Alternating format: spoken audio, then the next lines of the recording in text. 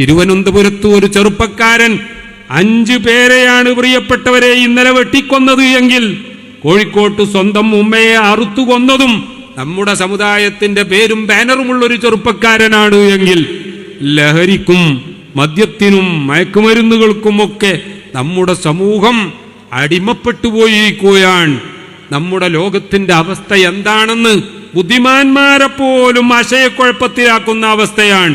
തീർച്ചയായിട്ടും പള്ളികളുടെ ഇമാമുമാരുടെ, ഖതീബുമാരുടെ, ഉസ്താദുമാരുടെ, മുഅല്ലിമീങ്ങളുടെ, വഅള് പറയുന്നവരുടെ, പ്രസംഗകരുടെ, പ്രഭാഷകരുടെ എല്ലാം ഉത്തരവാദിത്തം ഏത് കാലത്തെക്കാളും വർദ്ധിച്ചിരിക്കുകയാണ്. ഈ ഉമ്മത്തിന് മെഹ്റാബിൽ നിന്ന് വഴികാട്ടാൻ അല്ലാഹു സുബ്ഹാനഹു വ തആല നമുക്ക് അവസരം നൽകിയിരിക്കുകയാണ്. പ്രിയപ്പെട്ടവരെ, പള്ളിയിൽ നമ്മൾ ഉപയോഗിക്കുന്ന മൈക്ക് അതിന് പ്രത്യേക പെർമിഷൻ വാങ്ങേണ്ടതില്ല. മാത്രമല്ല, പള്ളിയിൽ നമ്മൾ ജുമുഅ ജമാഅത്തിന് കൂടുമ്പോൾ അതിന് മറ്റു സമ്മേളനങ്ങൾ നടത്താനുള്ള പെർമിഷന്റെ ആവശ്യമില്ല.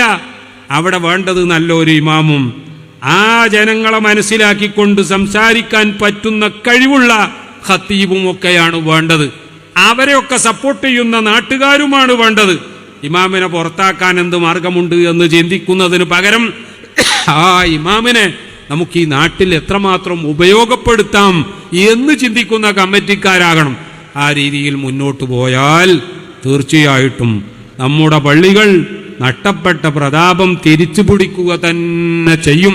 അങ്ങനെ എല്ലാ അർത്ഥത്തിലും ഓരോ പ്രദേശത്തെയും പള്ളികൾ ആ പ്രദേശത്ത് ആവശ്യമുള്ള എല്ലാ കാര്യങ്ങളിലും നല്ല രീതിയിൽ ഇടപെട്ട് ജനങ്ങൾക്ക് ഏറ്റവും ഉപകാരപ്പെടുന്ന കേന്ദ്രങ്ങളായി അല്ലാഹു തആല മാറ്റിത്തരുമാറാവട്ടെ എന്ന് ദുആ ചെയ്തുകൊണ്ട് എല്ലാവർക്കും പ്രത്യേകം തന്നെ എല്ലാവിധ ആശംസകളും അർപ്പിച്ചുകൊണ്ട് ഈ ഗ്രാമക്കാർക്ക് പ്രത്യേകമായി അഭിനന്ദനം അർപ്പിച്ചുകൊണ്ട് അല്ലാഹു തആല ഈ പ്രവർത്തനങ്ങളൊക്കെ നമ്മിൽ നിന്ന് സ്വീകരിക്കുമാറാവട്ടെ എന്ന് ദുആ ചെയ്തുകൊണ്ട് നിങ്ങളുടെ ദുആയിലൊക്കെ ഞങ്ങളെ എല്ലാവരെയും ഓർക്കണമെന്ന് വസിയ്യത്ത് ചെയ്ത് ബിസ്മില്ലാഹിർ റഹ്മാനിർ റഹീം എന്ന വിശുദ്ധ നാമത്തിൽ ഉദ്ഘാടന കർമ്മം നിർവഹിച്ച് ഞാൻ അവസാനിപ്പിക്കുന്നു. അസ്സലാമു അലൈക്കും വറഹ്മത്തുള്ളാഹി വബറകാതുഹു.